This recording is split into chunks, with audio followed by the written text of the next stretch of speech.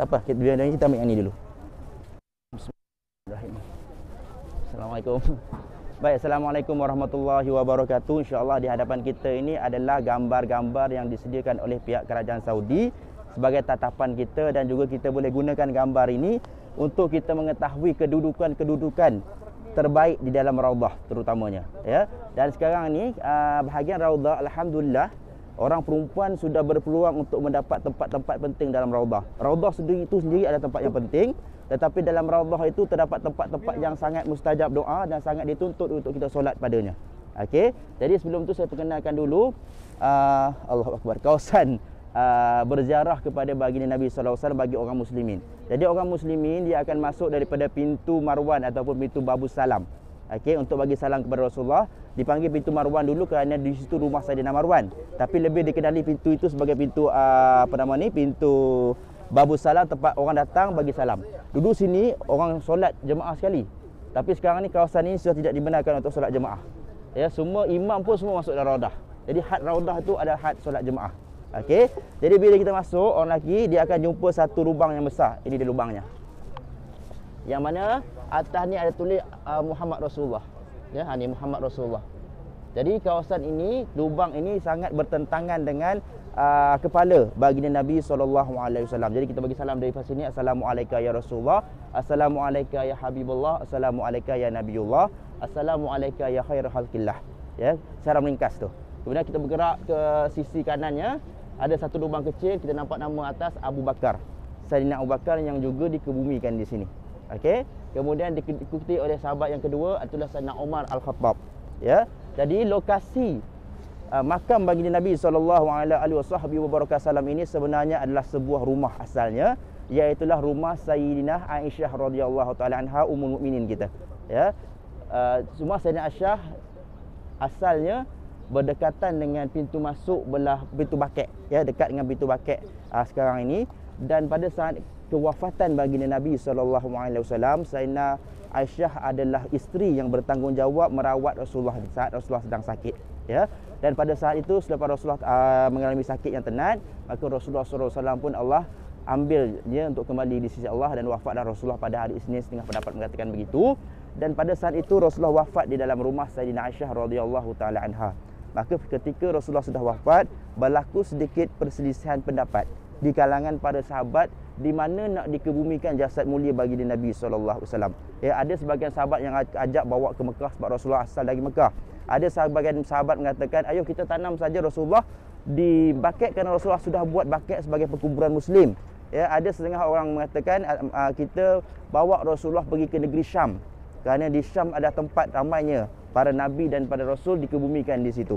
Ya, dan hari itu adalah hari yang sangat menyedihkan, sehingga Sayyidina Umar Al-Khattab menghunuskan pedangnya mengatakan kepada sahabat-sahabat yang lain, siapa yang berani mengatakan Rasulullah sudah pun wafat, maka aku penggal lehernya. Ya, pada saat itu Sayyidina Abu Bakar belum sampai lagi. Ya, dan bila Sayyidina Abu Bakar sampai, Sayyidina Abu Bakar masuk tengok dalam rumah dan sudah pastikan Rasulullah benar-benar wafat, maka Sayyidina Abu Bakar keluar. Dan Sayyidina Abu Bakar menegur semua orang sahabat-sahabat yang ada dengan membaca satu firman Allah, sesungguhnya Muhammad itu sesungguhnya Rasul dengan menyebut sesungguhnya siapa yang menyembah Muhammad, sesungguhnya Muhammad sudah pun wafat, dan siapa yang menyembah Allah Subhanahu wa taala, sesungguhnya Allah Maha hidup. Ya. Ya. Dan satu firman Allah Subhanahu wa taala, mafhum dari firman ini, sesungguhnya Muhammad itu atau Rasulullah itu adalah salah satu daripada rasul-rasul yang mana sebelumnya telah diutuskan rasul-rasul yang lain. Ya, mafhum daripada ayat tersebut. Maka nak bagi tahu, nak tegur kepada orang muslimin, jangan anggap Rasulullah ni seolah-olah tak akan mati. Ya, sebelum Rasulullah dah ada rasul lain dah, dan mereka juga mati. Dan Rasulullah juga sama seperti mereka akan mati dan kembali ke sisi Allah Subhanahu wa taala, kerana Rasulullah adalah manusia seperti kita.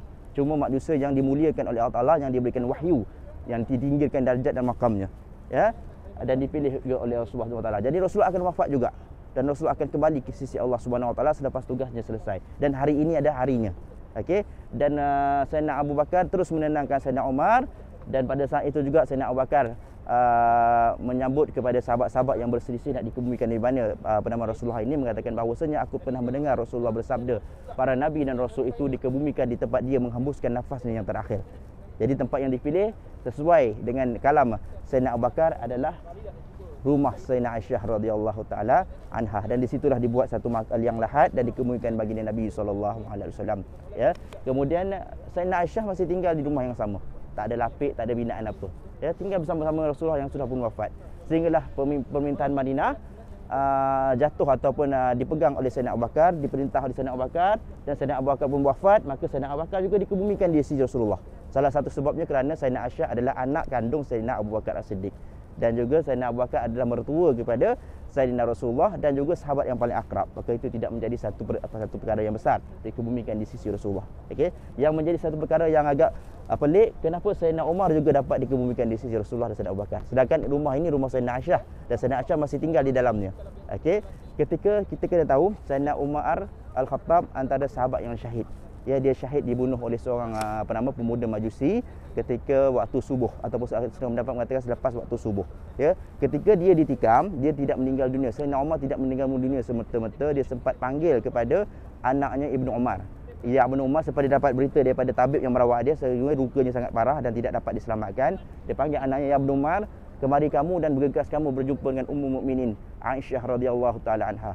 Ya, kabarkan Umar bagi salam padanya, dan kabarkan hajat Umar untuk berada di sisi dua sahabatnya, iaitu Sayyidina Rasulullah dan juga Sayyidina Abu Bakar As-Siddiq. Maksudnya hajat Sayyidina Umar ni dia nak berada, dimakamkan dekat dengan Rasulullah.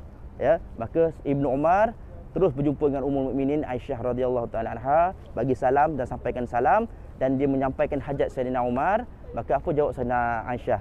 Ya Ibnu Umar, sesungguhnya tempat yang diminta oleh Amirul Mukminin telah aku sediakan untuk diri aku sebenarnya. Aku nak duduk tempat tu. Aku nak dikebumikan di situ.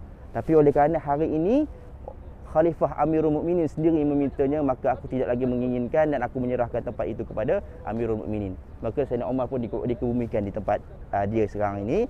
Dan pada saat dikebumikannya, selepas selesai proses pengumumian, maka Sayyidina Aisyah buat satu tirai. Ada setengah mengatakan buat satu tembok, memisahkan kawasan kubur dengan kawasan tempat tinggal Sayyidina Aisyah. Tujuannya apa? Kalau Sayyidina Rasulullah, suaminya sendiri. Kalau Abu Bakar, ayahnya sendiri. Sayyidina Umar bukan mahramnya. Walaupun Sayyidina Umar sudah pun meninggal dunia, ini adab dan juga maruah diri yang sangat tinggi yang dipelihara oleh Sayyidina Aisyah, yang dipertontonkan oleh Sayyidina Aisyah tentang maruah diri seorang wanita. Ya, maka dibuatkan halangan ataupun sempadan, dan Sayyidina Aisyah tetap tinggal di dalam rumah yang sama walaupun kawasan tersebut sudah menjadi sempit. Dan tempat yang terakhir, yang tempat tinggal Sayyidina Aisyah tu, masih lagi boleh dibuat satu makam bila Sayyidina Aisyah meninggal. Dan tempat itu pernah ditawarkan kepada Sayyidina Aisyah sendiri, juga pernah ditawarkan kepada Sayyidina Abdurrahman bin Auf, juga pernah ditawarkan kepada Sayyidina Uthman bin Affan. Ketiga-tiga mereka ini menolak untuk dikebumikan di sini, bukan kerana tak suka dikebumikan, tapi kerana merasa tidak layak. Tidak layak untuk tinggal bersama dengan Rasulullah, dan tidak layak untuk tinggal bersama dengan Sayyidina Abu Bakar dan juga Umar. Maka Sayyidina Abdullah bin Salam, salah seorang daripada sahabat Rasulullah, mengatakan, seketika aku masih dalam agama lamaku, di dalam kitab Taurat, kata Sayyidina Abdullah bin Salam, dia orang Yahudi daripada Mesir yang masuk Islam. Okey, aku membaca bahawasanya Taurat ada menceritakan berkenaan dengan sifat-sifat baginda Nabi SAW, dan sesungguhnya Isa ibnu Maryam akan dikebumikan di sisi baginda Nabi SAW. Mana tempat yang terakhir ini, ada riwayat mengatakan tempat itu disediakan untuk Nabi Isa AS. Cuma akan berlakukah begitu, wallahu alam, itu pendapat daripada Abdullah bin Salam radhiyallahu taala anhu. Itu belum berlaku akhir zaman, Nabi Isa pun tak turun lagi. Ya, dan tempat ini sampai sekarang masih kosong lagi. Ya, wallahu taala alam. Saya habis ringkas satu ya. Okey.